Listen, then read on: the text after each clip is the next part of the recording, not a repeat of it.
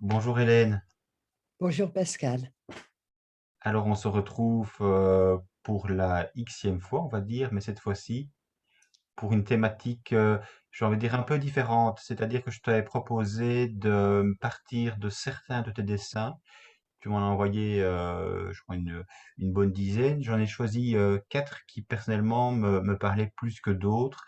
Et donc l'idée était un petit peu d'échanger autour de tes dessins, de voir également ce que ces dessins avaient évoqué chez moi au travers de textes d'auteurs qui pouvaient éventuellement venir comme un écho à tes dessins. Donc ce que je te propose ici, c'est le premier dessin effectivement que j'ai choisi. C'est un visage de femme dont la moitié plus ou moins est dans l'ombre.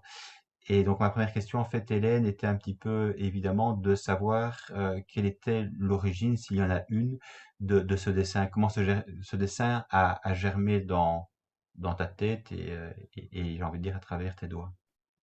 Alors, c'est une gouache qui est assez ancienne, qui date autour de la vingtaine, de ma vingtaine, et c'est un autoportrait. Et je crois que par période, j'ai eu éprouvé la nécessité de faire des autoportraits parce que, d'abord, on en a déjà parlé, je ne m'aime pas, et surtout, je n'ai aucune perception de moi-même. Et donc, c'est une façon d'essayer de se percevoir ou de se saisir ou de se connaître. Et pour moi, un autoportrait, c'est pas que ce soit ressemblant physiquement, c'est, plutôt un autoportrait de ce qu'on est à l'intérieur. Et je suis quelqu'un qui peut être, très, très vivante et tout ressentir très, très fort, les choses bonnes, belles, mais qui suis depuis toujours mélancolique. Et périodiquement, les nuages passent devant le soleil et me cachent la lumière.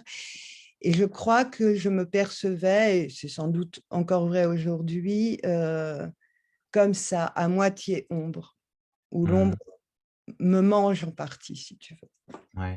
veux. Mais c'était dans une quête d'une perception. Ce qui, ce, Et oui, ce qui exige en fait quand même une très grande lucidité et aussi quelque part une très grande nudité face à soi-même pour justement retracer sur le papier ses propres émotions, ses propres sentiments, sa propre façon de se percevoir. C'est c'est douloureux en fait au niveau du travail. non. Enfin, peut-être que ça part d'un travail intérieur douloureux ou d'un constat douloureux, euh, d'être soi, ce qui n'est pas forcément une évidence. En plus, on peut quitter les gens, mais soi-même, à part se tuer, on ne peut pas se quitter. Euh, Après, je pense que la nudité et la lucidité vont ensemble. C'est-à-dire que si tu mets les 7 voiles, si tu brouilles les cartes, euh, tu rends la lucidité impossible. Tu mets plein de filtres. Ouais, Après, le peindre, non, ça relève du bonheur et du plaisir. Parce que d'accord. déjà, l'acte de peindre est un bonheur et un plaisir. Et ensuite, il n'y a pas de pulsion autodestructrice ou mélancolique quand je suis en train de peindre ou de dessiner. C'est plutôt même un moment à la fois de plaisir et de paix, si tu veux. Et donc ça veut dire, Hélène, que quand tu te mets à dessiner ou à peindre, tu es dans un état intérieur apaisé, ou bien tu peux au contraire être extrêmement angoissé et donc quelque part faire part sur le papier de tes angoisses du moment. Si ça ne va pas, j'ai plutôt intérêt à dessiner ou à peindre ou à écrire. Sinon, je suis une roue dans non, pas une roue dans le hamster. Espérons. Le hamster dans sa roue, c'est stérile, ça tourne en rond et je commence une spirale descendante, si tu veux. Hmm, Si je me me met à un travail qui est aussi passion, forcément, déjà, je sors du mal-être stérile. Je sors d'une stérilité, je sors de la roue et oui, ça me fait du bien parce que je suis dans un mode de création et de faire quelque chose qui est concret, hein, parce que le dessin, la peinture, l'écriture, c'est des choses très concrètes, c'est pas éthéré, Mhm. dans lequel aussi mon corps est impliqué, il l'est toujours. Donc même pour les tensions, les nerfs, tout ça, c'est très bien. Mais je ne le fais pas à visée thérapeutique, ceci dit. Je peux aller très bien et peindre, écrire ou dessiner quand même, si tu veux. De toute façon, toute ma vie, je l'ai fait et j'ai connu tous les états. Donc, je n'ai pas besoin d'être dans un certain état, bon ou mauvais, triste ou gai, pour... Ce qui est embêtant pour la création, c'est le sentiment de plénitude, je crois, parce que quand on crée, c'est qu'il y a un manque. Je crois vraiment, toutes les formes de création. C'est que quelque part, de soi-même ou de la vie ne suffit pas. Et quand on a, mais heureusement, c'est très bref et très rare, des moments de plénitude absolue, il n'y a pas de manque. Il n'y a rien à ajouter, il n'y a pas de commentaire à faire.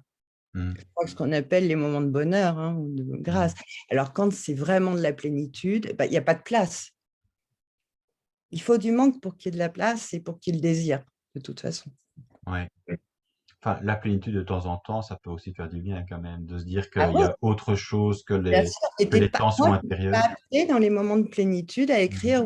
Après, je ne te parle pas je te parle juste d'un moment, je peux être heureuse, mais là, je te parle vraiment de moments qui ne sont que des moments qui sont tellement pleins, ronds comme un œuf, sans creux, sans aspérité, où bah, c'est les rares moments où la vie suffit à la vie, quoi. Mhm.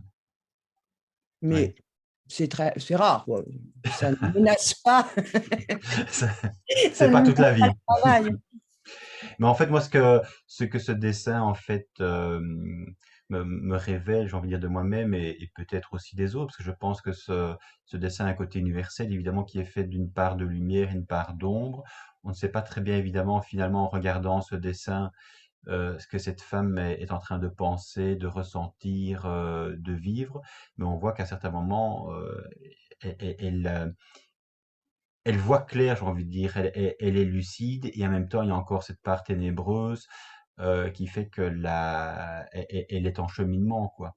Un petit peu comme nous tous par rapport à la vie. Et c'est vrai que derrière un visage, on disait tout à l'heure en off, mais on peut voir beaucoup de choses et on peut aussi se tromper évidemment sur la manière dont le dessin ou la peinture est perçu. Mais ce qui me paraissait intéressant, Ne jamais se tromper, toute perception est juste.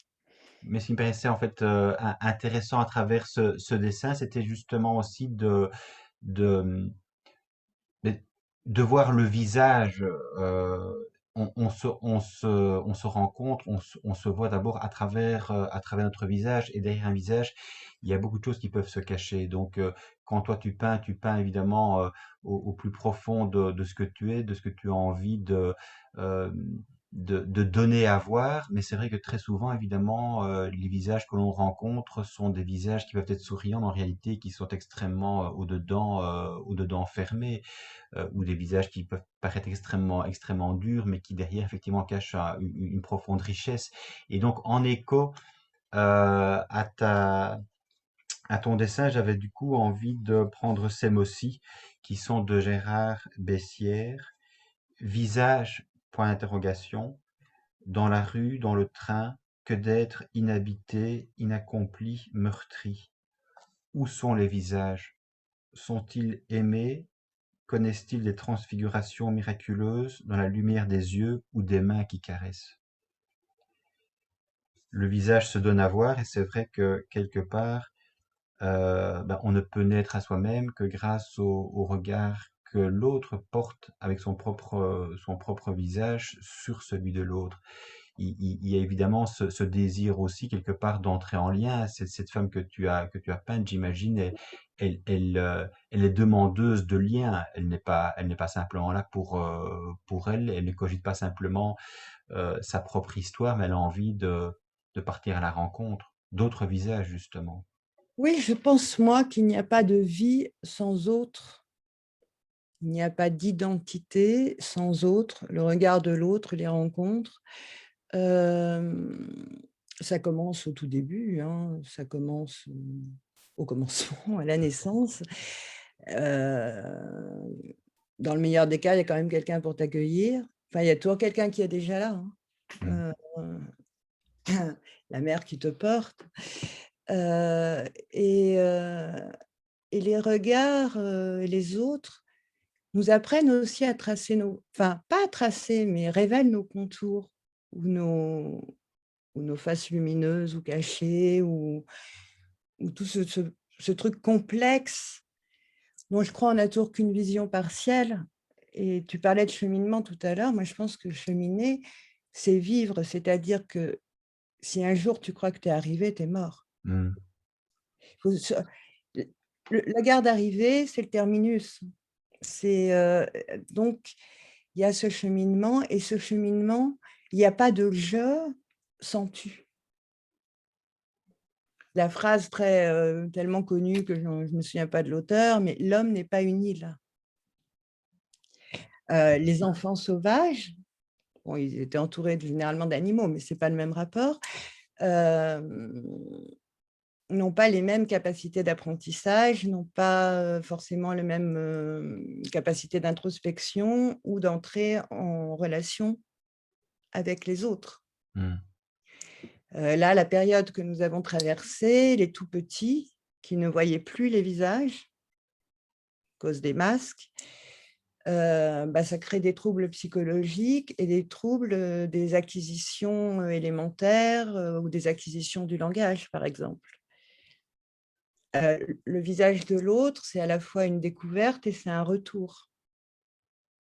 Je dirais qu'il est d'ailleurs plus, il est à la fois lui Lévinas parlait très bien du visage, Ouais. hein. Lui, tu n'en connais pas les limites. Un visage a un contour, mais il est en fait, c'est un infini et en même temps, il est un miroir puisque l'autre, te renvoie quelque chose de toi. Donc c'est pas toi qui réfléchis, c'est l'autre qui te réfléchit aussi. Mmh. Donc cette femme, elle n'aurait pas existé sans l'autre de toute façon, que ce soit en peinture ou celle dont elle est inspirée, je n'y crois pas. C'est de la nourriture essentielle, l'autre. Ça veut pas dire qu'il faut le bouffer, hein. C'est, Non, il faut laisser vivre aussi et respirer évidemment et c'est toute la difficulté aussi quand on est en tension avec soi-même, c'est justement de ne pas accaparer l'autre, mais c'est de l'accueillir tel qu'il est. voilà. Et de ne pas En l'enfermer justement non laissant plus derrière un visage, derrière ce que l'on pense avoir compris de lui, mais c'est effectivement le laisser entièrement libre de nous dire qui il est ou s'il n'a pas envie de parler, de le laisser effectivement avec ses silences et ses parts d'ombre. À certains moments, on a envie d'échanger, d'autres moments, on a envie de solitude. Et ça, il faut aussi effectivement soi-même quelque part être en mesure de se connaître suffisamment pour accepter ses propres moments de solitude en ne se forçant pas quelque part à sortir de soi quand on a simplement envie d'être bougon ou simplement de se dire je ne suis pas en état de parler et je m'accepte tel quel pour le moment, c'est comme ça et c'est aussi à vivre. Oui, de toute façon, si on se forçait, on rentrerait dans une forme de fausseté. Quant au besoin de solitude de l'autre eh bien, ce besoin-là fait partie de lui, autant que son sourire ou son envie de te prendre dans ses bras.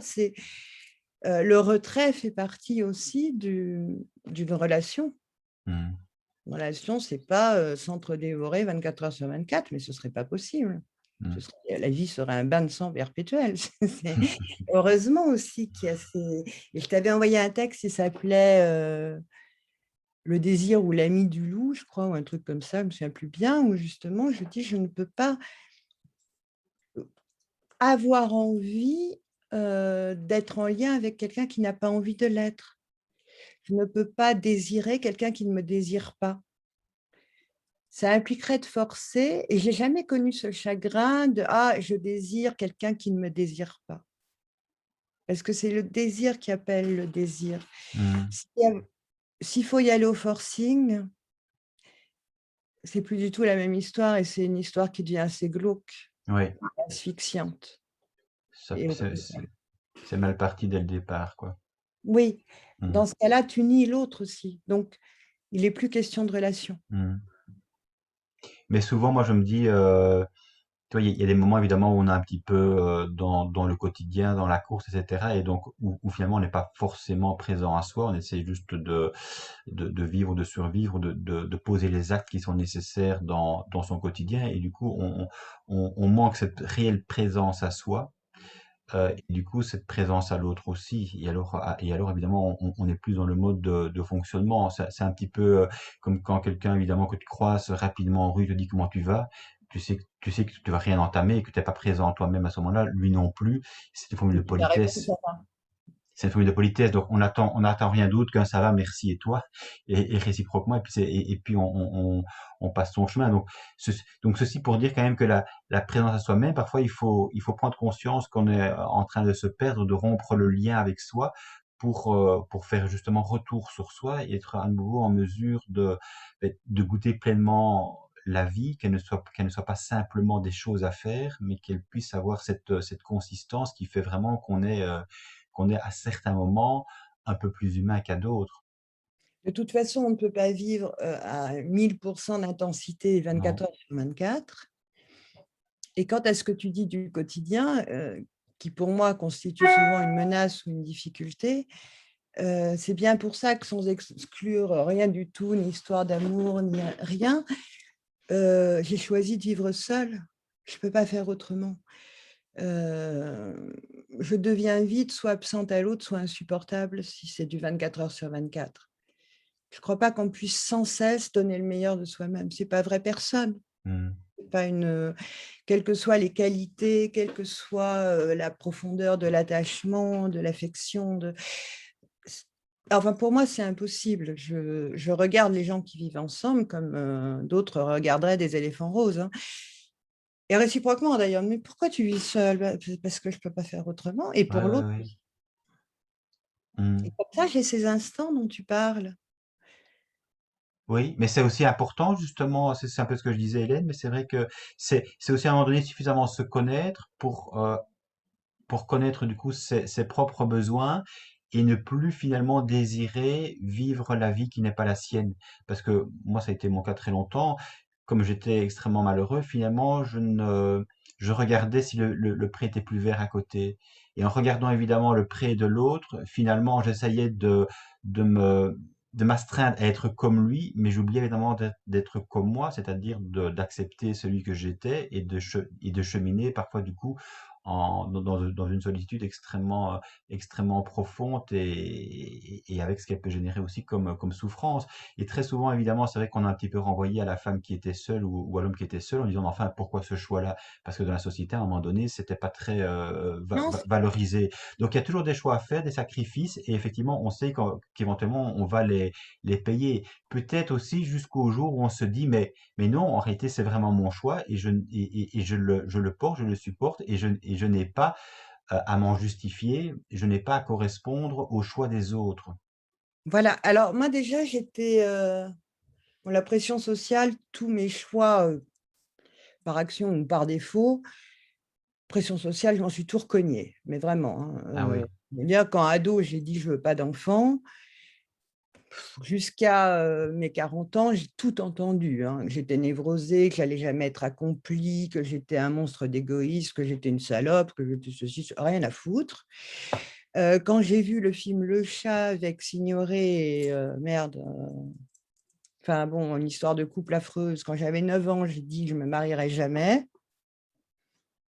Ma mère aurait voulu que je fasse un beau mariage, je crois. Bon, bah, qu'est-ce que tu veux, ça s'est pas fait. Et puis après, Mmh. le choix de vivre seule, c'est pas de la lucidité par introspection, c'est de l'expérience et même de l'expérimentation. On va dire essai, erreur, essai, erreur. Et au bout de la 22e erreur, Tu as appris quelque chose. tu es obligé de te dire, bon, décidément, quelle que soit la personne avec qui je vis, c'est pas l'autre qui est en cause. C'est moi qui suis comme ça, tout Mmh. bêtement.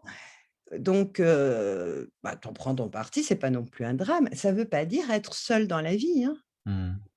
Pas du tout. Ça veut dire trouver une forme d'équilibre Mmh. entre, le besoin des autres, l'affection, l'amitié, l'amour, le désir, tout ce que tu veux, et d'un autre côté, ce besoin de solitude, de repli, de silence, de voilà, de pas être toujours vu aussi. Moi, par exemple, je vis dans un studio à 2. Tu es toujours vu. Moi, je trouve que c'est une pression, j'ai Mmh. beaucoup de mal avec ça.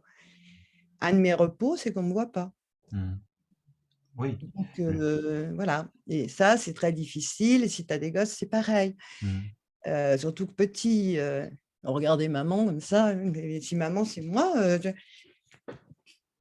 je mets la voilette, là, elle a une voilette. Il y a aussi un désir de D'être avec soi seulement, oui. ouais, et puis il y a la nécessité, je crois, du jardin secret, ce qui ne veut pas dire faire des cachotteries ou mentir, mais je crois qu'on en a tous ça. On a tous des choses qui sont plus ou moins partageables, voire pas, Mmh. Bien et sûr, ça aussi, il faut l'accepter. c'est sa propre intimité et le besoin C'est ça. de discrétion aussi à certains moments. Mais ce qui m'interpelle en fait, Hélène, dans ce que tu dis, c'est que tu as très vite quelque part, grâce aussi évidemment aux essais-erreurs, mais tu as finalement été conforme à ce que tu souhaitais profondément en disant, ben, moi la pression sociale, rien à foutre. C'est intéressant ça parce qu'en fait, très souvent on peut évidemment se dire que la pression sociale, on en a peut-être rien à foutre, mais que quelque part, devoir sans cesse se justifier, d'être sans cesse quelque part mis un peu au bord du chemin, de ne pas faire partie du groupe, du clan, de la communauté, de sa famille, c'est aussi parfois source de souffrance. Tu n'as jamais été blessé par la Ça va réaction beaucoup des mieux autres? qu'on ne se justifie pas. Oui. Moi, il m'est arrivé, j'avais dans la vingtaine, à peu près à l'époque où j'ai fait cet autoportrait, je me revois au resto avec une bande d'amis. Aucun d'eux n'avait d'enfant, je le précise, et on parlait de ça, ceci dit, et j'ai dit que j'en voulais pas, et que j'ai été vraiment agressée par des amis, hein, des amis proches. Au bout du troisième, tu es une salope, une égoïste et ou une névrosée, j'ai quitté la table. Mais j'ai pas payé mon plat d'ailleurs. Et Bien, merde! bien vu. Tu peux pas ju enfin, tu n'as pas à justifier, tu dois justifier de tes actes, je crois, mais pas de ce que tu es. Après, c'est pas le chemin du bonheur nécessairement, hein. Moi, je n'ai pas de statut marital, je ne suis la sœur de personne, je ne suis la tante de personne, je ne suis la mère de personne. J'ai pas vraiment de statut social, professionnel ou économique très posé. Je suis pas vraiment située, pas forcément commode, mais bon, ça, c'est l'avantage de vieillir, ce n'est plus un inconfort. Mmh. Puis là où les gens ramassent de l'argent, moi, je ramasse du temps. Tu vois? Enfin, bon, finalement, Oui, oui. je me Ben trouve oui. pas accomplie dans le sens où j'ai pas publié mes textes, voilà, mais c'est pour le reste non, et puis quand tu essaies pas de te justifier, tu es beaucoup moins agressée, en fait, parce que tu Oui, renvoies pas les autres à leur propre. Souvent, quand tu te justifies, tu mets en cause le choix de l'autre. oui. Parce que tu donnes toutes les bonnes raisons d'être comme tu es, et si lui est différent, du coup, tu l'agresses aussi, finalement. Oui, tout à fait. Mais c'est vrai évidemment que l'autre, quelque part, il vient t'interroger sur tes choix, peut-être parce qu'aussi il n'est pas forcément à l'aise avec les siens propres. S'il était parfaitement à l'aise avec lui-même, ben, il pourrait laisser vivre, je dirais, les personnes qui vivent différemment de lui. Ce ne serait pas un problème. Ce serait juste une palette de possibilités. Lui a choisi telle possibilité, c'est son choix. Et ton choix évidemment t'appartient en propre, mais c'est vrai aussi évidemment Hélène que quand on a 20 ans, parce que tu dis que cet autoportrait c'est à l'âge de 20 ans, quand on a 20 ans on est quand même encore en pleine construction, on a besoin justement aussi d'être quelque part avec les autres, compris, entendu, aimé tel que l'on est, et donc tu dis bon voilà, là j'ai pas été entendu, j'ai quitté la table, donc enfin moi je m'imagine un petit peu à Les ta autres sont moi revenus après parce que mon appart était une véritable auberge de jeunesse, ah ouais. et à vrai dire, il y avait des gens jour et nuit. Donc, en quittant la table, j'ai pas été seule. Je le savais que c'était pas déclarer la guerre. Mmh.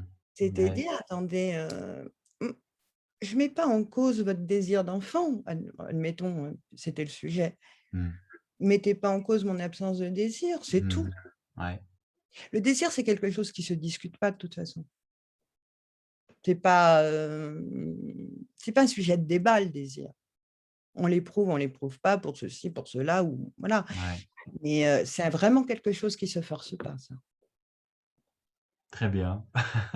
Eh bien, on va passer du coup maintenant au second dessin, hem, qui est, qui moi effectivement m'a très fortement, interpellé parce qu'on voit évidemment dans un premier temps, j'ai envie de dire, en noir, en gros plan, une croix, sur laquelle, est juchée une jeune fille, qui, loin quelque part de ce que la croix peut représenter à mes yeux, et savoir le sacrifice, toute l'histoire de la rédemption pour les chrétiens, le péché originel avec la femme qui du coup effectivement est vue comme la tentatrice, la femme impure, à la sexualité éventuellement débridée qu'il faut absolument soumettre. Ici, on a une jeune Elle est fille. très bien là, hein. Elle se donne Oui, du plaisir, elle est très bien. mais oui, justement, donc c'est tout l'intérêt du dessin, et quelque part ce qu'il peut, le cas échéant, provoquer, et, comme,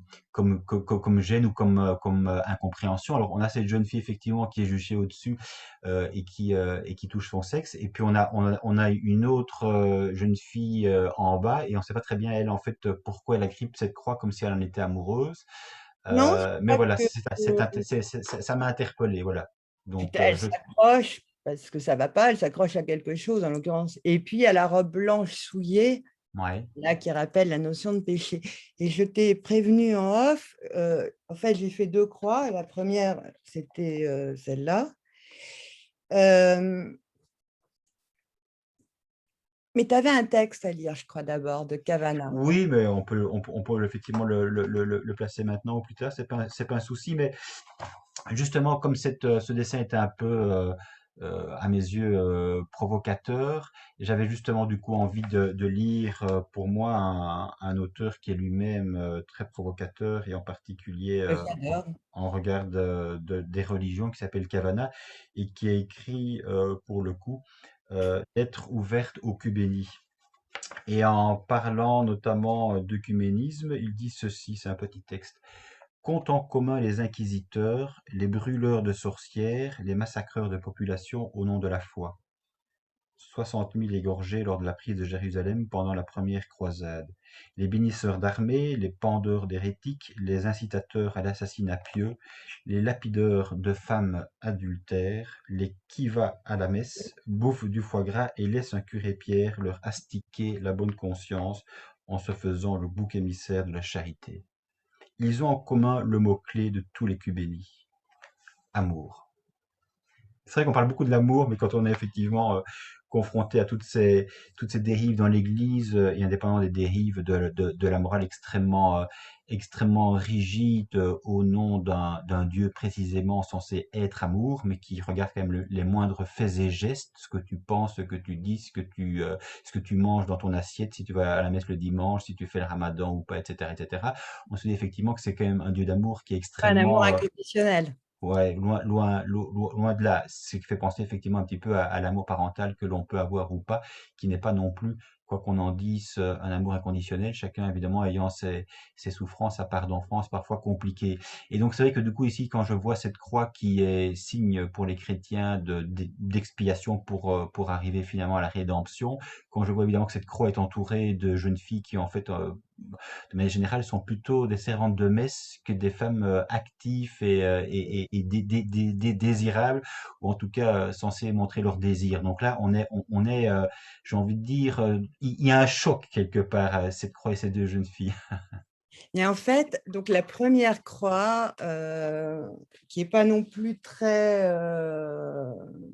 bah, d'ailleurs, qui représente une femme pendue, là, pour le coup, comme celle-ci, c'est bien que tu aies cité Cavana parce que Cavana, quand même, l'histoire de Cavana épouse beaucoup celle de Charlie Hebdo et ces 2 croix, je les ai faites, après les attentats de Charlie Hebdo. La première en noir et blanc, juste le lendemain. C'était pas prémédité, c'était une réaction impulsive, instinctive. Alors, j'ai pris des symboles chrétiens parce que je suis plus imprégnée culturellement et tout ça de cette religion-là que de l'islam, hein. Mais je crois qu'il y avait un désir plus ou moins conscient. J'étais horrifiée, hein, je crois qu'on était beaucoup vraiment horrifiés, terriblement choqués et il y avait de quoi. Mmh. Et moi, j'ai grandi avec Charlie Hebdo, j'ai grandi avec Montaigne, j'ai grandi avec le doute, la liberté de penser, la liberté d'expression, le libre arbitre, et cetera. Dans un pays a priori libre, laïque, et d'un côté exprimer, l'horreur, de ces religions qui en plus ont un culte pour la souffrance et le fait que, bah, j'ai peut-être été subversive par, solidarité avec Charlie, hem, mais on a le droit d'en faire ce qu'on veut de ces symboles. Je veux dire, on peut suspendre à un cintre, à un bout d'une croix, une robe souillée de sang, donc d'une femme qui n'est plus vierge. S'accrocher à une croix parce qu'il faut qu'on s'accroche à quelque chose ou alors, d'autres se serviront de la croix pour te pendre, pour te clouer, pour te ou alors prendre son pied, se masturber, disons les choses comme elles sont, en l'air, sur la croix, en plein ciel. Heu, C'était à la fois je fais pas de dessin ou de texte militant, hein, moi, je ne suis pas le genre engagé, enfin, je le suis, mais c'est pas ce que j'essaie de faire. Mais, il y avait aussi, toute une douleur, une violence en réponse à la violence, commise, heu et une façon de dire: «Mais les libertés, notamment en création, ne tuent personne. Mmh. Moi, cette croix peut choquer, mais elle ne va pas t'enlever la vie. Mmh. Pas plus qu'un dessin de Mahomet ou de je ne sais quelle, idole, prophète, dieu, icône, Moi, je ne suis pas dans une culture où l'image est interdite, quelle qu'elle soit. Je ne mets pas en cause la foi comme aucune, pour moi, la foi, c'est une question complètement de vie intérieure personnelle. Qu'un tel ait la foi, qu'un tel ait pas la foi, ça ne me regarde pas. Ça fait partie de l'intimité de chacun. Mmh. Là, ça dépasse de loin ça. D'abord, la foi, c'est pas forcément les dogmes, c'est pas forcément inscrit dans une religion et surtout, surtout, c'est pas un permis de tuer ou un permis, d'opprimer, d'oppresser, de faire taire, de bâillonner, de lapider, comme dit, Cavana et que ce soit au nom de l'amour d'un Dieu ou pour s'acheter son paradis et ses je ne sais combien de vierges ou pour se trouver vertueux devant sa glace. Alors là, franchement, je trouve que c'est complètement pervers. Mmh. C'est, c'est faire de l'amour la justification du meurtre Ah oui, c'est l'envers même de et meurtre de vrais êtres humains, meurtre, de liberté, meurtre de pensée, meurtre du droit de douter, meurtre du droit d'exprimer. Ça fait un sacré cumul d'assassinats quand même, hein. ouais. Donc voilà, en fait, ces croix sont nées de là. Puis en même temps, moi, j'ai un petit peu baigné dans des trucs catholiques dans ma famille petite. Le fait qu'il fallait forcément se sentir coupable. Je sais que ma mère me racontait qu'elle devait aller à confesse, elle était toute petite, elle avait commis aucun péché, alors elle en inventait, parce qu'il Mmh. fallait bien qu'elle dise quelque chose au curé. Sinon, on l'aurait accusée de mentir parce que ou d'être de pécher par vanité en disant qu'elle avait rien fait de mal, tu vois? Bon Et puis la vanité, par exemple, aussi. Il ne faut pas dire à une petite fille, ça je l'ai vécu, qu'elle est belle, parce qu'elle va être vaniteuse après. Ouais. La curiosité, un vilain péché. Là, je crois aussi qu'il y a un côté complètement détourné. L'indiscrétion est peut-être pas bien. La curiosité, il n'y a rien de plus magnifique que la curiosité. Mhm. Et la colère de temps en temps. Comment? Et la colère de temps en temps. Et la colère est complètement légitime et quand je faisais ces croix, j'étais entre la douleur et folle de rage. Mhm. Pas gentiment en colère, hein, folle de rage et je le serai à chaque événement. Ce qui avait de particulier avec Charlie Hebdo, c'est qu'effectivement, d'ailleurs l'un des dessinateurs a dit: «On n'a jamais tué avec un crayon», hein. Mhm. Et puis, il y avait un truc personnel, c'est qu'il faisait partie de notre famille à beaucoup de enfin, les lecteurs de Charlie Hebdo considéraient, et je m'étais dit d'ailleurs: «Heureusement que Kavanagh est mort avant de voir ça». Parce que même s'il n'avait pas été tué, ça l'aurait tué de toute façon, quoi. Mhm. Et mais Kavanagh, moi j'adore, les écritures de Kavanagh. Ça, c'est mon évangile un peu plus, c'est très drôle. Mais Dieu a créé tout ce qui nous reproche, si Dieu existe. Mhm. Il a créé la tentation. Il savait qu'interdire de croquer la pomme, interdire, c'est tenter. C'est très paradoxal. Les injonctions des religions, je trouve, sont des injonctions contradictoires qui sont les mêmes qui peuvent rendre les gens fous. Mhm. C'est très pervers aussi, en fait. Oui. On te dit, tiens, regarde la belle pomme, nanana, nanana, mais tu n'as pas le droit de la manger. Mhm. Pas baiser, mais faut quand même que l'espèce humaine prolifère. Faut, à un moment, Mhm. moi je comprends d'ailleurs qu'il y a des gens qui deviennent fous, Ah oui, oui, oui, tout à fait. Tout à et fait. vraiment pour le pire. Mais je pense, Hélène, que si évidemment il n'y avait pas la mort au bout du chemin, évidemment, peu de gens s'intéresseraient à la religion. C'est parce que la religion, évidemment, promet la vie C'est une éternelle. réponse que l'homme a donnée à la peur de la mort. Bah oui, évidemment. Mais ce qui est intéressant évidemment aussi avec, entre guillemets, la religion, c'est que finalement, on en parlait avant, c'est que finalement, elle enferme l'autre, hein. C'est-à-dire que non seulement tu vis ta religion, mais tu veux absolument que l'autre pense comme toi. C'est ce qu'on appelle finalement C'est-à-dire qu'il y a l'évangélisation. celui qui croit tranquillement, puis celui qui fait du Bah prosélytisme. oui, c'est ça. Je voulais savoir, Hélène, par rapport à ton dessin, j'imagine que tu as eu l'occasion de le partager, de le montrer. Quelles ont été en fait les réactions, pour voir un petit peu, j'ai envie de dire, comment les choses ont été perçues par d'autres que nous? Très favorablement. Et je l'ai aussi exposé. Il est passé sur Facebook. Il y a encore quelqu'un là qui, j'ai fait connaissance avec cette personne, pardon, grâce à ce dessin qu'il a, et que ce soit, dans un lieu d'exposition ou sur Facebook. Heu, bon, moi sur Facebook, j'ai assez peu de contacts, fermés et fanatiques. Peut-être Mmh. du bol ou peut-être que ce qui draine, le truc de sélection naturelle, peut-être que les fanatiques viennent pas chez moi, j'en sais rien, mais bon. Hem,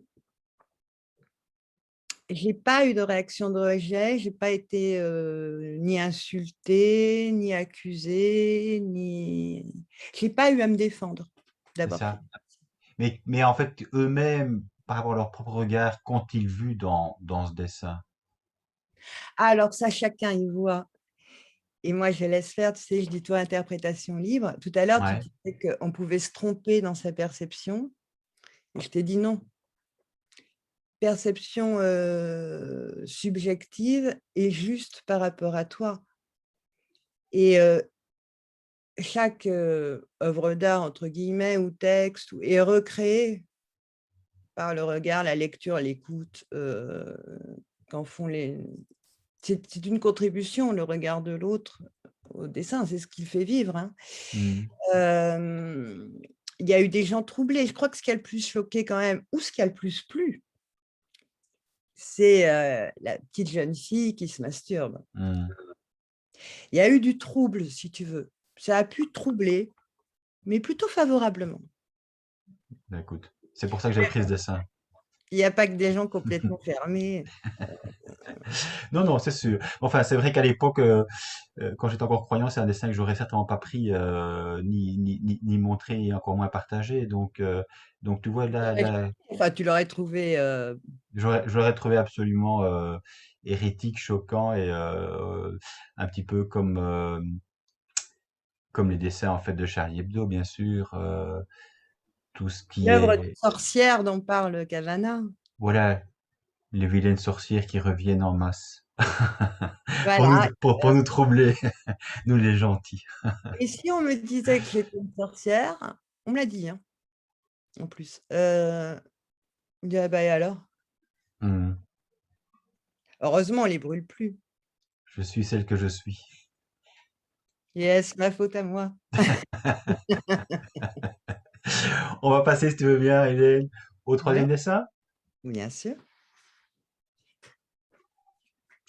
Alors, oui, ça c'est un dessin, j'ai envie de dire, tout en couleur, hein, avec une part du ciel qui se dessine et en même temps, évidemment, j'ai envie de dire, deux personnes qui, pour le coup, cheminent bien les quatre pieds sur terre, mais avec cette petite fille qui est derrière cette mère, finalement, cette mère fluette, mais en même temps imposante par sa grandeur, et cette jeune fille derrière qui est tout aussi fluette que celle qu'on suppose être sa mère, mais qui est nettement plus petite, peut-être plus fragile, ou en tout cas qui se demande où sa mère l'emmène et qui se demande peut-être qui suis-je aux yeux de ma mère, aux yeux des autres. Donc il y a peut-être là toute cette difficulté d'être dont on a déjà eu l'occasion de parler, toute cette souffrance peut-être de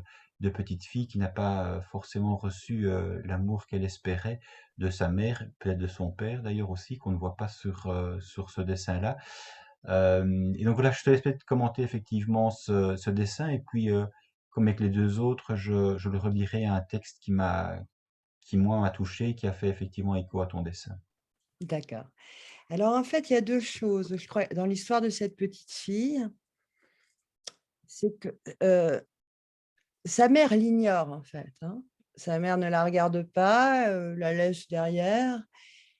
Je crois que la petite fille essaie un peu d'accrocher la jupe, afin de se rappeler aux bons souvenirs de sa mère, qui en plus est très imposante, mais quand on est petit, on a une autre perception des choses à hauteur d'enfant. Les grands sont très grands, les lieux aussi d'ailleurs.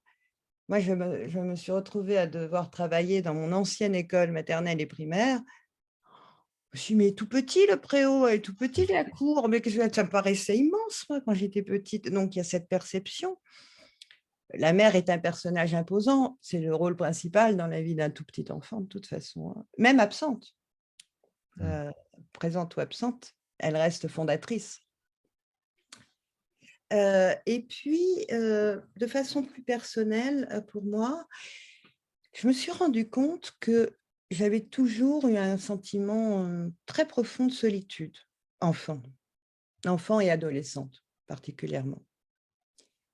Et rétrospectivement, je me dis: «C'est quand même incroyable». J'étais fille unique dans une famille qui me traitait comme l'enfant roi.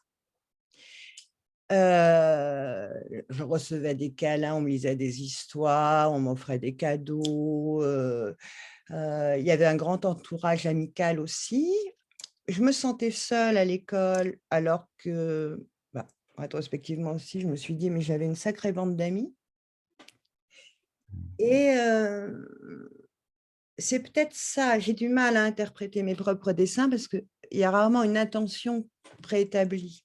Heu, je vois ce que je dessine en cours de voilà, pendant que je le dessine. Cette petite fille, bon là, il se trouve qu'elle a la mère qu'elle a, imposante, un peu dédaigneuse et qui clairement, pour le moment, ne pense pas à sa petite fille. Mais ça peut arriver, on peut être dans d'autres choses, hein.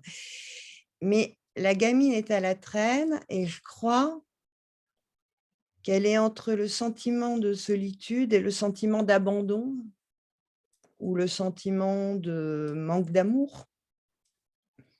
Et je crois qu'il y a 2 réalités pour chacun. C'est la réalité factuelle, certes entourage, certes câlin, certes copain, et cetera, et la réalité intérieure. Malgré les faits en fait, éprouver quelque chose qui est en discordance avec une réalité objective. Mais ce qu'on en éprouve n'est pas pour autant faux. On l'éprouve vraiment. Et cette mère, peut-être, le soir au coucher, va faire un câlin à sa fille, on ne sait pas, hein. Mmh. Là, elle a peut-être des soucis, je veux dire, j'en sais rien, ou elle fait sa liste de courses dans sa tête, on ne sait pas, ou elle pense que, putain, elle a pris un amant et que ça va être compliqué, ce qu'elle va raconter à son mari. J'en sais rien, on ne sait pas. Mais à cet instant précis, cette petite fille suit, elle est ignorée, elle essaie de retenir l'attention et je crois qu'elle se sent très seule et négligée et négligeable surtout, Mmh. négligeable. C'est Hélène, dans tes dessins, quand tu les postes justement sur Facebook, je vois que de temps à autre, on, on te parle quelque part de ta propre mélancolie, de ta propre souffrance, de tes propres difficultés. Et parfois, tu dis d'ailleurs, tu recadres un petit peu gentiment en disant, mais finalement, ça, c'est ta projection. Je ne suis pas ça, ou je ne j'ai suis fait pas, récemment. ou je ne suis, voilà, très récemment, ou je ne suis pas que ça. Mais du coup, ici, par rapport à cette petite fille, on peut quand même dire cette petite fille que c'est un peu autobiographique. C'est un peu toi, cette petite fille que l'on imagine effectivement dans un profond désarroi, une solitude. C'était mon sentiment, c'était pas le sentiment d'être mal aimée, c'était le sentiment d'être toujours à côté et d'être seule. Mais je crois que c'est un sentiment très partagé parce que j'ai lu beaucoup de récits d'enfance ou autres où peut-être que c'est le propre de l'enfance de se sentir à part et dans l'impression que tous les autres sont ça roule, l'herbe est plus verte ailleurs, hein, Hmm, mais l'enfant n'a pas une appréhension, n'a pas les moyens, ni l'autonomie d'ailleurs, pour évaluer les choses. Ça s'évalue à hauteur d'enfant et c'est pas si facile que ça à formuler. Alors, bon, moi j'avais une mère qui avait un peu ce genre de hein, son physique c'était d'ailleurs elle est beaucoup plus grande que moi, ma mère, pour de vrai, hein, mhm, objectivement. Moi, mhm, j'étais petite. Hem Après, je crois enfant, je ressentais pas ça. Ma mère m'impressionnait, mais c'est ado que les problèmes ont commencé. Mmh, très classique, là aussi, si tu lis des livres d'histoire mère-fille et mais par rapport aux réactions de ce dessin ou d'autres, les gens peuvent me dire: «Tu es mélancolique, tu es triste, tu es maussade» et cetera, mais la plupart me racontent leur histoire ou leur vision. Ils me disent pas qui je suis, ils me disent ce qu'ils y voient ou en privé, ils me racontent, suite à des textes ou à des épisodes de leur vie ou des émotions qu'ils ont et ça, c'est bien. Ils se l'approprient, ils se projettent dedans justement et je considère que c'est bien quand on oublie Hélène Salvi et qu'on s'y retrouve soi-même. hmm. Bien sûr. Ouais, Voilà, c'est ça l'idée, c'est que, ouais. mmh parce que là aussi, même si c'est moi toute seule qui ai fait ça, il y a toujours de l'autre et quand l'autre vient dire: «Ah mais c'était moi avec ma mère», ça je l'ai eu beaucoup. La personne qui me l'a acheté d'ailleurs, s'est reconnue elle avec sa mère, tu vois? Donc Mhm, hem, moi je me dis voilà, c'est et c'est ta démarche à toi Pascal, c'est-à-dire que c'est en partageant le plus intime qu'on se retrouve dans un partage. oui, bien sûr. Mais c'est pour ça que j'aime bien savoir justement aussi qui est Hélène Salvi et que je, Je commence à le savoir maintenant. et que je t'interroge parce que c'est vrai évidemment que tu es quelqu'un qui aime bien aller à l'os et donc quelque part on n'y va pas forcément de gaieté de cœur spontanément. C'est pas innocent, je veux dire, comme démarche, hein. Les personnes qui se dépouillent et ça se montre à travers leurs dessins, leur peinture ou leur écriture, ce sont quand même des personnes qui ont eu souvent une vie extrêmement compliquée à démêler et qui sont passées effectivement par l'art, quel qu'il soit, pour essayer d'y voir un peu plus clair. Donc il y a ce côté extrêmement sombre, confus, euh, douloureux qui demande à être décanté. Et donc, J'étais comme dans mon autoportrait, moi, j'étais une petite fille très gaie. Je chantais, je dansais, je faisais la fête avec les potes de mes oncles, tu vois. Et j'étais d'une mélancolie furieuse. J'étais, euh, voilà, et j'en ai reparlé avec ma mère, j'en ai reparlé avec, bien toute petite, déjà j'étais insomniaque, j'avais peur de la mort des autres, à 3-4 ans, hein, avant même d'avoir, comme me disait une copine, connu un vrai mort. Pour moi, ça a tout de suite été très présent. Et les deux étaient vrais. Ma gaieté, mon goût pour chanter, danser, flirter avec les grands copains ou les petits copains. Et puis, cette part sombre, insomniaque, angoissée, mélancolique. Euh, Hélène, c'était, et je crois que c'est toujours un peu cet alliage. Le problème, c'est que quand les deux ne s'emboîtent pas, il y a des périodes de crise quand ça grince, quoi. L'ombre et la lumière ne trouvent pas toujours leur harmonie et leur accord, hein. Quelquefois, l'une envahit l'autre.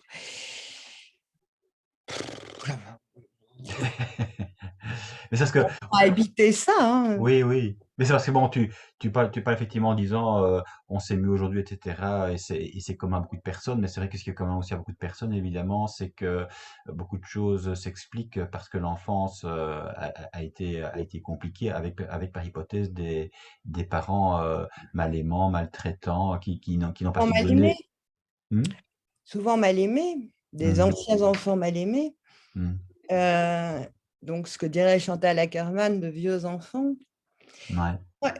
D'abord, moi, je ne crois pas au concept de bonheur comme bah, c'est un tout, c'est donné, et puis c'est chronique. Bon, je ne crois pas au mythe de l'enfance heureuse. Être enfant, c'est un dur boulot. Être parent, c'est un boulot super dur aussi. Finalement, ces deux difficultés, forcément, ça peut créer. Alors après, il y a des cas, dans ton cas à toi, moi, c'est plutôt au niveau des origines que ça se complique, mais je crois que plus je connais des gens intimement, plus je me rends compte que l'idée d'une histoire simple, d'une famille qui va bien et d'une enfance heureuse. Hmm. D'ailleurs, les contes, c'est quand même très fondateur. Les contes, alors maintenant, je sais, il paraît que Blanche-Neige a été violée, que Cendrillon a été abusé. Non, mais oh, arrêtez un petit peu quand même. Mais les contes ne racontent pas des. Tu vois une enfance simple et heureuse dans un conte, toi?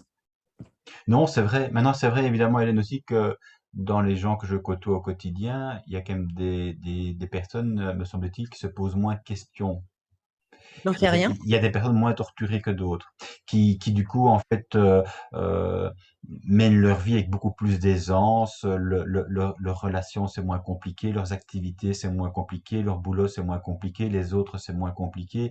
Il y a des Tu personnes. grattes le vernis, il y a de la moquette, il y a du papier peint, il y a des Oui, rideaux. bien sûr, aussi, bien sûr, bien sûr. Il faut pas se leurrer. Mais enfin, je pense quand même, et heureusement quand même, que pour certains, la vie est quand même un peu plus légère que pour d'autres. Je veux dire que quand tu étais évidemment, Dans un déni peut-être joyeux, mais que peut-être ceux qui sont le plus dans le déni ont le plus de choses à refouler. Donc, peut-être, ne sont pas forcément les plus heureux. Et je crois que toi, tu en es arrivé à la démarche où tu en es après un certain temps, mais que tu as connu beaucoup le refoulement. C'était pas parce que ton histoire était plus simple que celle des autres, mais peut-être que quand on te voyait souriant, en famille, fondant une famille, ayant un bon travail, intéressant, etc. Imagine combien de gens se sont dit, putain, ce mec, est-ce que j'aimerais être comme lui? ouais, c'est très trompeur, c'est vrai. Tu vois, Ouais. moi, je suis prudente là-dessus, hein. Mhm. Les belles photos de famille, Je me demande toujours ce qu'il y a derrière le cadre. Et t'enlèves un Oui, tableau, en plus, une photo qui est là depuis très longtemps, tu as des grosses marques noires, ça me dit long.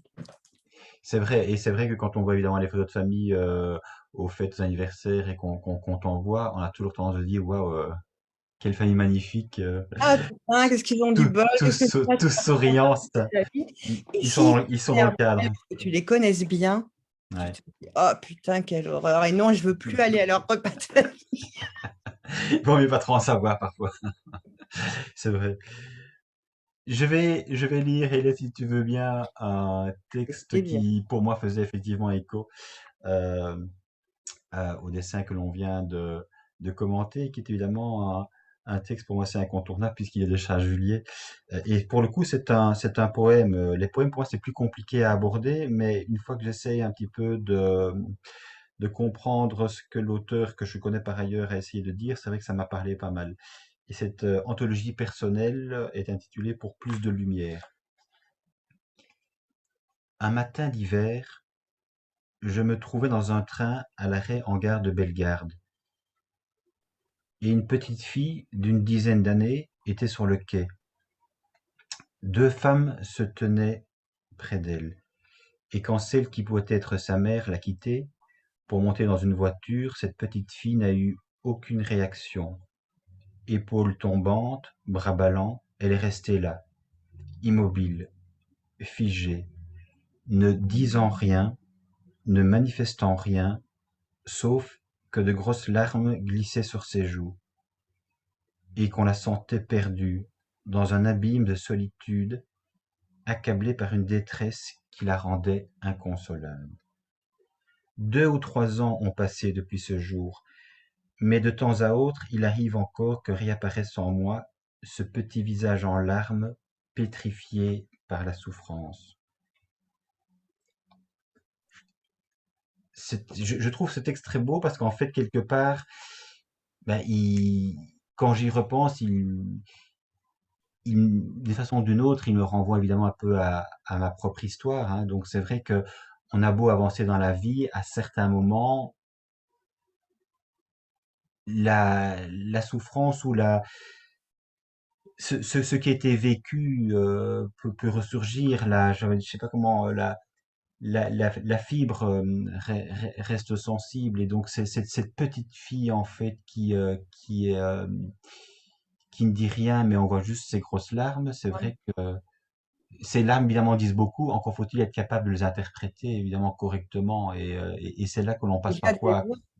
et c'est là que parfois on passe effectivement pas mal à côté de la souffrance des personnes en ne comprenant pas ce que la personne vit, même si la seule façon pour elle de s'exprimer, c'est justement de grosses larmes. Surtout si la peine est telle qu'il n'y a même plus de mots pour la dire, en fait. C'est le chagrin est trop grand.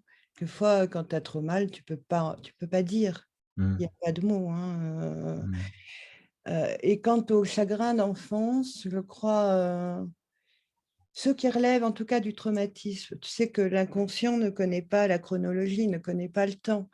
Et ce qui définit un traumatisme, en fait, c'est que ça peut se réactiver, mais toute la vie. D'un coup, on ne sait pas quoi le réactive. ouais. C'est quelque chose, à la différence d'un chagrin, par exemple, qui peut passer, un traumatisme n'est pas rangé derrière une bonne fois pour toutes, dans le passé. C'est ça qui en fait l'horreur. Mm, Un chagrin, peut-être, peut-être pas, peut être consolé ou pas. Un traumatisme, moi je veux bien la résilience, hein, mais le propre du traumatisme, c'est qu'il se réactive, qu'il se réactualise. Il n'y a pas de conjugaison. mm. Heu, L'inconscient ne connaît pas le passé simple, ni l'inconscient. Donc on ne peut pas dire: «Ce fut douloureux et puis basta, on est passé à autre chose». Oui, on passe à autre chose, c'est vrai. Puis tout d'un coup, ça vous retombe dessus. C'est ça. On continue en fait à vivre au quotidien avec son histoire en fait. Bien sûr. Alors pas Et sans arrêt, heureusement. non, non, mais elle nous a construite. Heu, Elle nous a construite. On est aussi évidemment celui que l'on est, éventuellement avec ce côté sensible, fragile, C'est le fruit, c'est le résultat quelque part d'une longue histoire, hein. Et puis Et après, il peut y avoir des répliques, tu sais, comme après un séisme ou un tremblement de terre, ouais, il peut y avoir donc ça peut être des trucs à longue portée avec des répliques et ouais, entre 2 répliques, tu vas pas plus mal que hein? Mmh, voilà. ouais. Eh bien, alors nous allons passer au quatrième alors et dernier dessin. Non, parce que j'ai les textes, hein, j'y suis. Oui, ben oui, oui, oui. C'est un, c'est une personne. Moi, je vois ben, pour le coup un peu son visage, c'est-à-dire que chacun peut s'y retrouver. Et c'est un peu ce qu'on disait avant, mais c'est que quelque part, on est tous en train de marcher sur Terre en essayant de vivre sa vie idéalement avec le plus d'adéquation par rapport à ce que l'on pense, ce que l'on est, ce que l'on a envie effectivement de réaliser sur Terre, avec les épreuves du coup qui sont les nôtres. Et donc là, on a un petit peu un être peut-être qui a vécu des déchirements, des épreuves, mais qui, coûte que coûte et malgré tout, et peut-être grâce à ça aussi en partie, continue à marcher. Mais alors, il marche évidemment un peu courbé parce que la vie n'est pas, on l'a dit, c'est pas le bonheur intégral, c'est de temps en temps des petits moments de bonheur. Mais en même temps, en marchant et avec les épreuves qu'il a vécues, on a le sentiment, c'est en tout cas ce que moi je vois, c'est qu'il y a évidemment un dépouillement, une nudité de plus en plus importante qui fait que quelque part, et on l'a déjà dit tous les deux ensemble, et tu aimes ce mot-là, et moi ça me parle aussi, c'est que c'est cet être-là, cet être humain-là qui marche bah, de plus en plus, il va à l'os, c'est-à-dire qu'il laisse tomber les masques, les sourires dont on parlait tout à l'heure, et qui peuvent cacher beaucoup de choses. Donc là, il est cette personne unique, singulière, qui marche vers sa propre vérité intérieure. Il y a de ça et d'ailleurs, pour employer un mot que je crois tu aimes bien, il y a une espèce de ruban qui est aussi une ombre et on peut imaginer qu'au fur et à mesure de sa marche, il est désentravé. C'est-à-dire que le ruban, on peut imaginer que peut-être il était bandé, je sais pas, opprimé par ce ruban et puis qu'au fur et à mesure qu'il avance, le ruban se déroule et laisse le corps, respirer enfin. Mm. Après, moi je est-ce qu'il marche? Est-ce qu'il est sur un seuil? Est-ce qu'il se est-ce qu'il pousse une porte? Est-ce que ça, c'est chacun qui voit, mais moi j'y vois une forme en tout cas de dessin dépouillé parce que lui-même, je crois, cette créature, hein, tu m'as demandé si c'était un homme ou une femme, Ouais. avant l'enregistrement et puis moi je dis une créature, homme, femme, tous les sexes, tous les genres peuvent s'y retrouver. Un être. Moi je pense qu'il était peut-être étouffé par, ce ruban ombre et que sa marche consiste aussi à ce que ça se déroule et que son corps redevienne nu, te dépouille de ce carcan, en fait. Ce qui est devenu un ruban qui était peut-être un carcan. Je ne sais pas, hein, c'est une Mm. interprétation comme une autre. Un petit peu comme à la naissance, on sort nu avec tous les possibles, en même temps extrêmement, extrêmement simple. Moi, c'est vrai que ça m'interpelle toujours quand je vois évidemment la manière dont nous avons quelque part repris les convenances comme un lourd manteau sur les épaules, et quand on voit au contraire un nouveau-né, bon, pour le coup, évidemment, quand on n'a pas de masque, c'est quand même plus agréable pour le nouveau-né, mais c'est vrai qu'on voit évidemment ce nouveau-né interagir spontanément, sourire spontanément. C'est malheureusement la vie et les coups durs qui vont l'obliger évidemment à se méfier de l'autre, à poser ses propres limites, à se sentir respecté parce qu'il est envahi dans sa propre intimité. Mais spontanément, naturellement, un enfant qui vient au monde, bah, la première chose qu'il a envie de faire, c'est d'interagir. Et il Mmh. voit. Il a passé le traumatisme de la naissance quand même, où tout Oui, l'agresse. c'est vrai. Il y a déjà un premier traumatisme.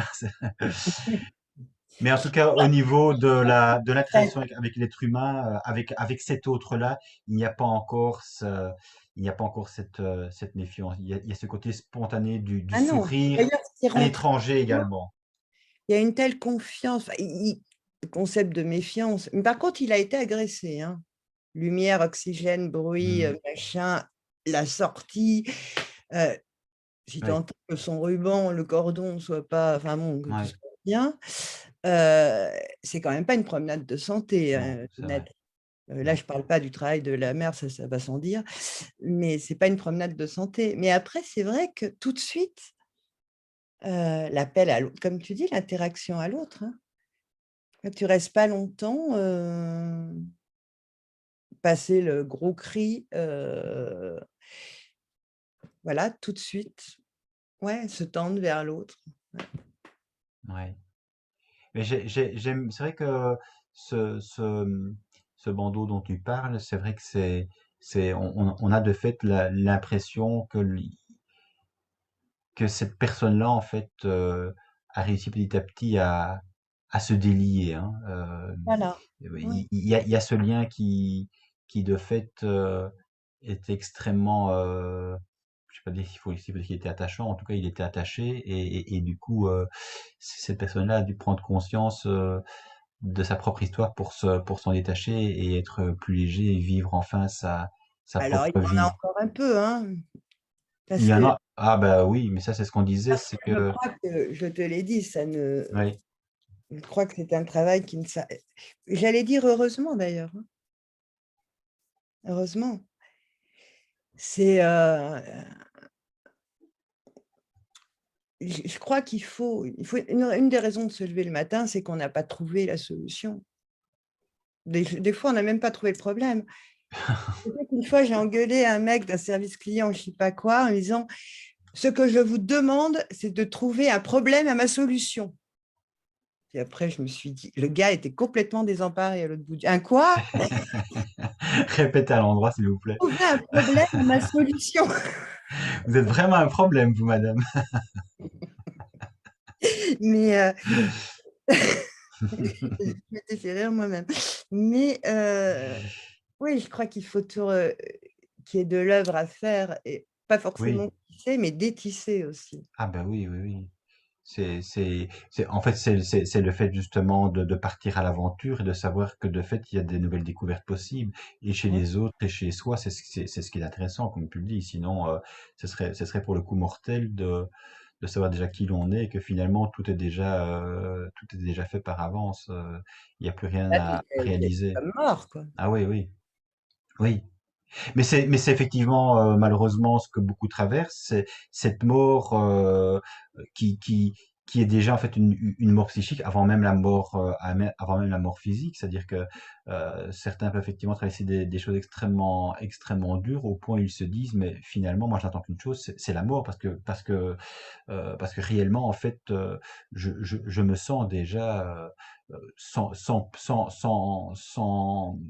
chose à réaliser. C'est-à-dire que Mais si vous n'arrivez pas d'en parler, l'infini des possibilités peut être effectivement pour certains extrêmement réduit parce que la vie les a rendus complètement, j'ai envie de dire, traumatisés et du coup extrêmement confus.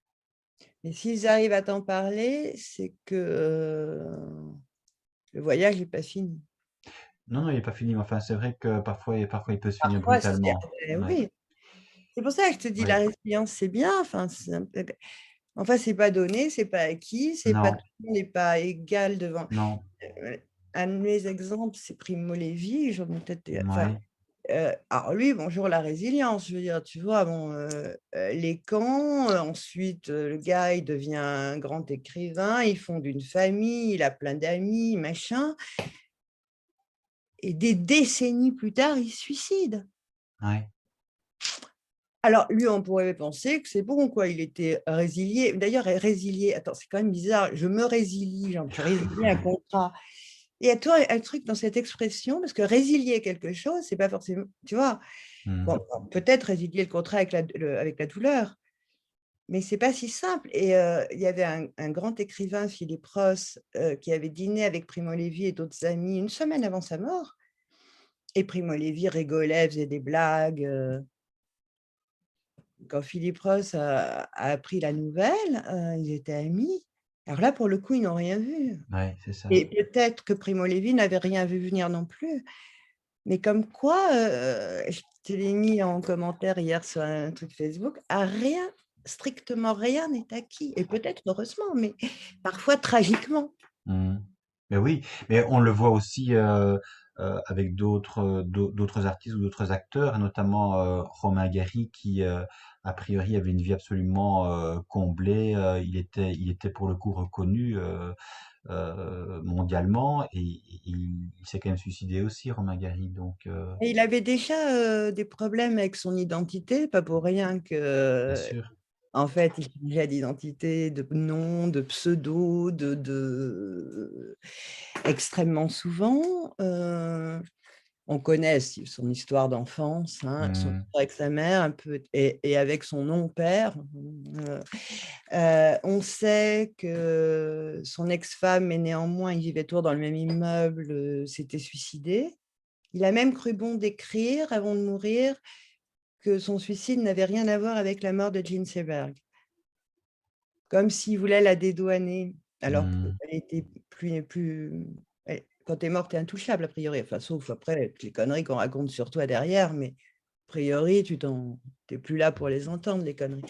Mais c'est pas si simple, hein, Pugari, il fallait qu'il devienne un héros pour sa mère. Enfin, bonjour la Oui. pression quand Ah, même. c'est ça exactement. Je pense qu'il a vécu sa propre vie à travers le désir de sa mère. Et là, pour le coup, c'est le cordon ombilical, à la naissance, c'est le cordon ombilical effectivement qui reste, jusqu'à la fin de ses jours, quoi. Oui. Et dans ton dessin, on peut aussi voir ça finalement, se débarrasser du cordon ombilical qui n'est pas simplement, un petit morceau de chair, mais qui très longtemps, peut effectivement te maintenir, ici pour le coup, dépendant de ta mère, quoi, affectivement dépendant de ta mère, et Dans donc, le cas de Gary, tu n'es reconnu effectivement par les autres que si d'abord ta mère te reconnaît. ah ben, lui, elle le reconnaissait, mais il était, destiné à devenir un grand homme. Il Oui, en était mais un, oui. certes, et même pendant la guerre, enfin sa carrière, d'aviateur aux côtés de Gaulle, dire et puis il fallait qu'il soit plus français qu'un Français. Mmh. Elle voulait qu'il soit à l'Académie française, elle voulait qu'il soit, enfin bon, un président de la République, elle voulait qu'il soit, je sais pas quoi, tout. D'ailleurs, il a été beaucoup de choses. Enfin, je veux dire, il a été aviateur, il a été écrivain, il a été cinéaste, il a été, enfin, mais il n'arrivait pas, il avait un problème pour s'installer dans une identité. Il y a un très beau livre que je peux conseiller de Nancy Houston sur Romain Gary, qui je crois s'appelle tout simplement Romain Gary d'ailleurs. C'est tout petit livre, passionnant sur, c'est là qu'on voit que derrière, on voit pas d'échec dans la vie de Romain Gary. Il a rien raté, même pas sa mort, enfin même Mmh. pas son suicide, je veux dire. Mais pas d'échec, ça veut pas dire pas de douleur Ah ben non, c'est et ça, et pas de là problème. là on reparle effectivement un petit peu du visage, du début. On peut effectivement, montrer plus ou moins qui l'on est, ou au contraire, de fait, extérieurement, donner l'impression que tout va bien, mais en même temps, vivre des choses extrêmement compliquées au point en est de trouver la vie invivable et donc de se supprimer, hein. Mais on pourrait aussi penser, si on veut parler effectivement à penser à des artistes femmes, on pourrait aussi penser évidemment à Virginia Woolf, qui est aussi une grande artiste qui a écrit extrêmement des choses extrêmement fortes, prégnantes sur la nature humaine, mais qui au bout du bout, n'a pas trouvé d'autre, solution ou d'autre échappatoire quelque part que de partir aussi, que de se supprimer. Elle a beaucoup lutté, elle a beaucoup résisté, Mmh. beaucoup. Sa vie, c'était la moitié de sa vie, 6 mois par an, de douleurs, psychologiques et même physiques, parce qu'on ne sépare pas forcément le mental du corps, hein. Mmh. Alité, à ne pas pouvoir, écrire alors que c'était comme ça qu'elle arrivait à vivre. Elle a pas lâché prise facilement. Je crois qu'elle est vraiment allée au bout de jusqu'où elle pouvait aller, hein, et puis, je crois que son petit mot, d'ailleurs, le dernier petit mot qu'elle a laissé, c'était un truc à propos de la bouffe, ce qu'il y avait à dîner à son mari, à Léonard, un truc, complètement insignifiant. Mmh. Et puis elle a fait la balade qu'elle faisait tous les jours. Elle se promenait beaucoup. sauf qu'elle a mis des pierres dans ses poches et puis, voilà. Mais je crois vraiment, elle a mené une vraie guerre elle, hein, Mmh. et la création était, son bonheur et sa survie. Et ce qui est étonnant, c'est que plein de malades, y compris en HP, on leur retire le droit de lire ou d'écrire et ça se faisait beaucoup surtout, et par exemple, les médecins de Virginia Woolf et son mari lui refusaient d'écrire ou de lire parce que c'était trop fatigant. Mais à côté de ça, ils la sevraient de toute bonne, intention, hein, Mmh. justement ce qui la faisait vivre, quoi. Ce qui la maintenait en vie, ouais. Mmh. Mmh. En fait, Hélène, j'ai choisi évidemment ce dessin pour clôturer notre échange parce que c'est précisément un petit peu le, tout le cheminement en fait qui se montre à découvert dans cette personne-là. Et ça faisait écho chez moi en fait à Giacometti, et évidemment qui est bien connu à travers L'homme qui marche et ses sculptures extrêmement affinées, où on voit effectivement les doigts, on visualise les doigts de Giacometti qui petit à petit essayent de défiler, de faire prendre forme à cet être humain qui a beaucoup vécu, et qui est du coup effectivement extrêmement, j'ai envie de dire, fragile, mince et penché en avant parce qu'il continue malgré tout à marcher et peut-être étant d'autant plus léger, effectivement, il marche d'autant mieux, même s'il marche courbé. Et ça me faisait écho aussi, et il se fait que ça c'est un peu le hasard, parce qu'en fait tu aimes bien Giacometti aussi, et tu es en train Oh, de lire, beaucoup plus que bien. tu es en train de lire, tu as déjà terminé maintenant, je ne sais pas, mais il se fait que Charles Juillet a écrit effectivement un petit livre aussi, intitulé simplement Giacometti. Et la quatrième couverture dit ceci: Giacometti est l'exemple type de l'artiste aux prises avec les difficultés de la création. À la fois dessinateur, peintre et sculpteur, il a édifié l'essentiel de son œuvre au cours des 20 dernières années de son existence. Bien que tragique, sa vision de l'homme n'a rien de désespéré. Ses portraits au regard effaré et qui interroge, ses sculptures filiformes expriment certes notre solitude, la douleur d'être, la précarité de notre condition, mais ils affirment aussi avec autorité que la vie est finalement plus forte que tout ce qui la ronge et cherche à l'abattre. Alors ça, évidemment, j'ai envie de dire, plutôt un message positif parce que on a quand même parlé aussi des situations où finalement les vécus sont tellement douloureux que voilà, Mais, pour on n'en Giacometti, sort pas c'était forcément. facile et j'aimais bien l'extrait que tu m'avais dit que tu mets qui n'est pas celui-là, qui est la toute première page du livre de Charles Juliet. Oui, Le regard de Juliet sur une sculpture de Giacometti, oui, il écrit: «Cette sculpture de Giacometti, là, dressée devant moi et en laquelle, au premier regard, j'ai reconnu une femme, un corps de femme, effilé, gracile, comme dégagé de la matière, soustraite à la pesanteur, surgissant d'un socle lourd, massif, qui l'arrime à la terre. Gracile mais dense, si près de n'être rien, mais s'affirmant avec vigueur, précaire mais hiératique, souveraine, donnant l'impression d'une force que ni le temps ni la mort ne pourraient entamer. Il y a cette alliance chez Giacometti d'extrême fragilité, heu, avec un poids très lourd à porter, mais d'une intensité de vie et de création incroyable. Et ce passage me faisait penser que, hem, finalement, elle se dégage de la matière, elle est soustraite à la pesanteur, c'est presque comme si elle quittait la vie physique et elle est Juliet écrit précaire et je crois que ce qui fait aussi, la grâce et la richesse, c'est qu'on est mortel. Non seulement on peut tout perdre, mais on n'a pas l'éternité devant nous. Ce qui donne du prix, aux choses et qui fait moteur, je crois.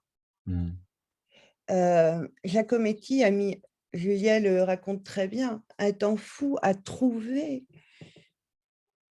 C'était un enfant surdoué, hein, mais non, il ne trouvait pas.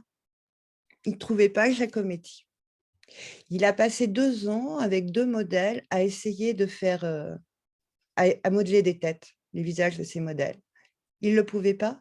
Il a gardé 2 têtes sur 2 ans de travail. Il a détruit quasiment le travail de 2 ans. Mmh. Il a mis beaucoup de temps et quand il a commencé, avec ses portraits de sa mère notamment, tiens, et puis en sculpture, a procédé par retrait. Retirer, retirer, extraire, extraire. Voilà, c'est extraire de la pesanteur. Hem, mais il a trouvé son essentiel, je crois, comment rejoindre son essentiel. Tout le superflu, tout ce qui lui brouillait la vision, y compris certaines émotions, il Mmh. a réussi à les dégager. Mais c'est un artiste qui procédait par soustraction. Oui.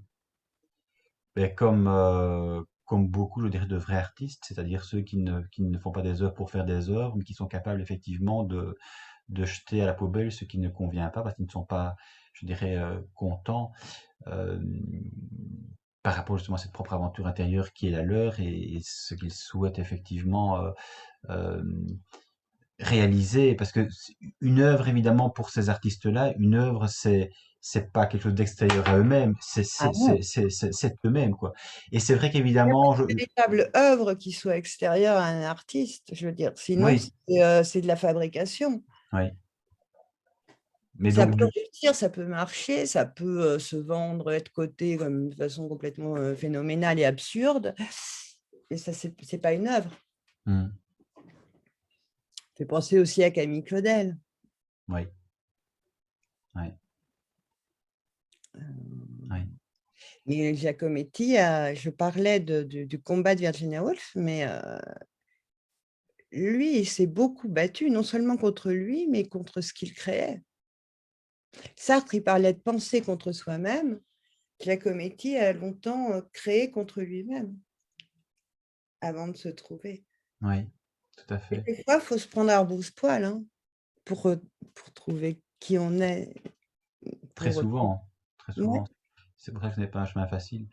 Mais en tout cas, ça ne nous empêche pas, nous 2 d'échanger, au travers évidemment de tes dessins, ce qui est très chouette parce que quelque part, moi, ça me permet aussi d'avoir un regard autre que le regard de quelqu'un qui a beaucoup lu, qui aime beaucoup lire et qui comprend plus facilement à travers les mots. Donc ici, ça permet un peu de mettre en résonance des mots avec effectivement ton dessin et vice c'était une versa. chouette idée, c'était la tienne.